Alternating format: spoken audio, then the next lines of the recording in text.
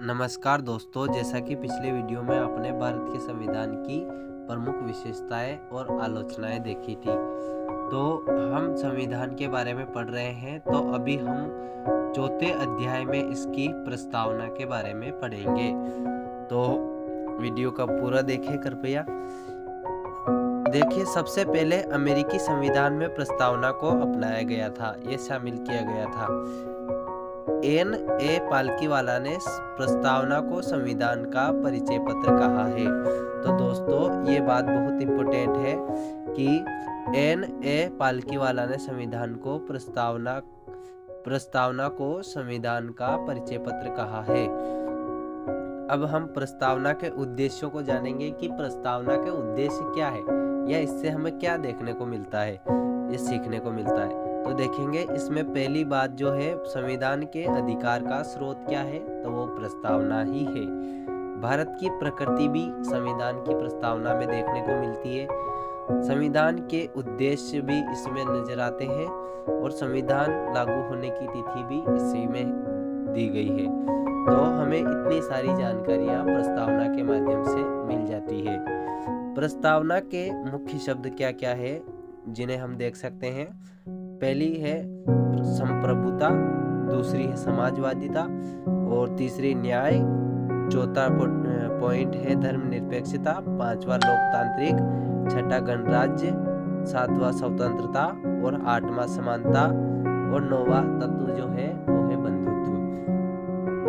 प्रस्तावना का महत्व क्या है, तो प्रस्तावना संविधान सभा की एक महान सोच और महान आदर्श को उल्लेखित करता है। मतलब संविधान प्रस्तावना में संविधान सभा की क्या सोच रही थी, उनके उद्देश्य क्या रहे थे, वो सभी सम्मिलित है। तो इसको पूरा देखें। फिर हम इस प्रस्तावना के बारे में किसने क्या कहा है वो देखेंगे। तो संविधान सभा के अध्यक्ष सर अल्लादी कृष्ण स्वामी अय्यर ने कहा है कि संविधान की प्रस्तावना एक हमारे दीर्घकालीन सपनों का विचार है। क्षमा कीजिए, थोड़ी सर्दी हो रही है इसलिए आवाज में काफी भारीपन आ रहा है। पंडित ठाकुर दास भार्गव ने संविधान की प्रस्तावना के बारे में कहा है कि प्रस्तावना संविधान का सबसे सम्मानित भाग है। यह संविधान की आत्मा एवं कुंजी है। तो दोस्तों, आपको पता होगा कि संविधान की आत्मा और कुंजी किसे कहा जाता है। संविधान की आत्मा और कुंजी प्रस्तावना को कहा जाता है।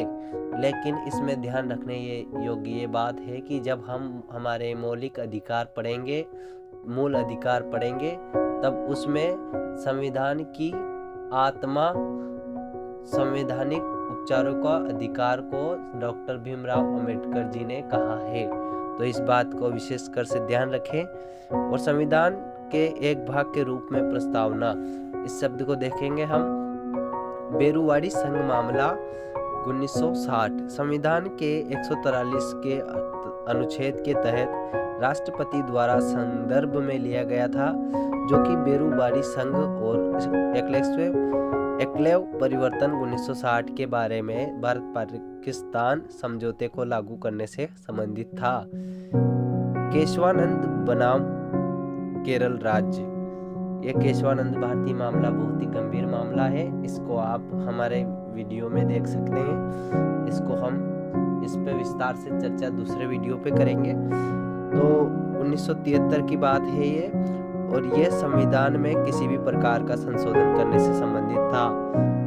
LIC ऑफ इंडिया मामले 1995, इसमें पुनः उच्चतम न्यायालय ने व्यवस्था दी कि प्रस्तावना संविधान का आंतरिक हिस्सा है। प्रस्तावना में संशोधन की संभावना।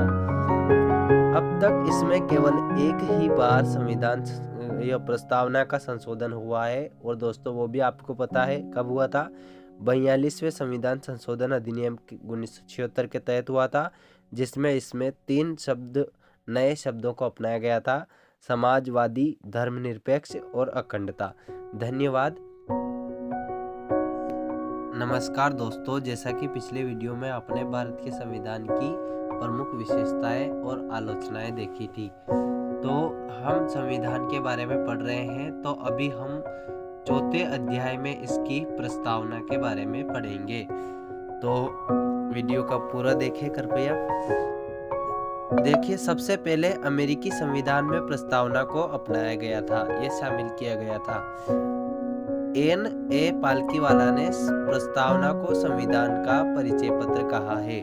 तो दोस्तों, ये बात बहुत इम्पोर्टेंट है कि N.A. पालकीवाला ने संविधान को प्रस्तावना को संविधान का परिचय पत्र कहा है। अब हम प्रस्तावना के उद्देश्यों को जानेंगे कि प्रस्तावना के उद्देश्य क्या है या इससे हमें क्या देखने को मिलता है, ये सीखने को मिलता है। तो देखेंगे, इसमें पहली बात जो है, संविधान के अधिकार का स्रोत क्या है, तो वो प्रस्तावना ही है। भारत की प्रकृति भी संविधान की प्रस्तावना में देखने को मिलती है। संविधान के उद्देश्य भी इसमें नजर आते हैं और संविधान लागू होने की तिथि भी इसी में दी गई है। तो हमें इतनी सारी जानकारियां प्रस्तावना के माध्यम से मिल जाती है। प्रस्तावना के मुख्य शब्द क्या क्या है जिन्हें हम देख सकते हैं। पहली है संप्रभुता, दूसरी है समाजवादिता और तीसरी न्याय, चौथा पॉइंट है धर्मनिरपेक्षता, पांचवा लोकतांत्रिक, छठा गणराज्य, सातवां स्वतंत्रता और आठवां समानता और नौवां तत्व जो है वो है बंधुत्व। प्रस्तावना का महत्व क्या है, तो प्रस्तावना मतलब संविधान सभा की एक महान सोच और महान आदर्श को उल्लेखित करता है। मतलब संविधान प्रस्तावना में संविधान सभा की क्या सोच रही थी, उनके उद्देश्य क्या रहे थे, वो सभी सम्मिलित हैं। तो इसको पूरा देखें। फिर हम इस प्रस्तावना के बारे में किसने क्या कहा है वो देखेंगे। तो संविधान सभा के अध्यक्ष सर अल्लादी कृष्ण स्वामी अय्यर ने कहा है कि संविधान की प्रस्तावना एक हमारे दीर्घकालीन सपनों का विचार है। क्षमा कीजिए, थोड़ी सर्दी हो रही है इसलिए आवाज में काफी भारीपन आ रहा है। पंडित ठाकुर दास भार्गव ने संविधान की प्रस्तावना के बारे में कहा है कि प्रस्तावना संविधान का सबसे सम्मानित भाग है। यह संविधान की आत्मा एवं कुंजी है। तो दोस्तों, आपको पता होगा कि संविधान की आत्मा और कुंजी किसे कहा जाता है। संविधान की आत्मा और कुंजी प्रस्तावना को कहा जाता है।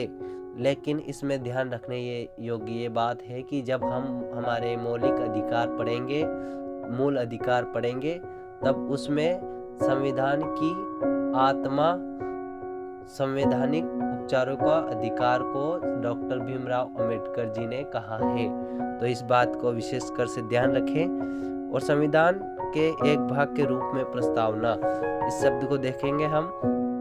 बेरुवाड़ी संघ मामला 1960 संविधान के 143 के अनुच्छेद के तहत राष्ट्रपति द्वारा संदर्भ में लिया गया था, जो कि बेरुवाड़ी संघ और एक्लेव परिवर्तन 1960 के बारे में भारत पाकिस्तान समझौते को लागू करने से संबंधित था। केशवानंद बनाम केरल राज्य, यह केशवानंद भारती मामला बहुत ही गंभीर मामला है। इसको आप हमारे वीडियो में देख सकते हैं। इसको हम इस पे विस्तार से चर्चा दूसरे वीडियो पे करेंगे। तो 1973 की बात है ये, और यह संविधान में किसी भी प्रकार का संशोधन करने से संबंधित था। LIC ऑफ इंडिया मामले 1995, इसमें पुनः उच्चतम न्यायालय ने व्यवस्था दी कि प्रस्तावना संविधान का आंतरिक हिस्सा है। प्रस्तावना में संशोधन की संभावना। अब तक इसमें केवल एक ही बार संविधान या प्रस्तावना का संशोधन हुआ है, और दोस्तों वो भी आपको पता है कब हुआ था। 42वें संविधान संशोधन अधिनियम 1976 के तहत हुआ था, जिसमें इसमें 3 नए शब्दों को अपनाया गया था: समाजवादी, धर्मनिरपेक्ष और अखंडता। धन्यवाद।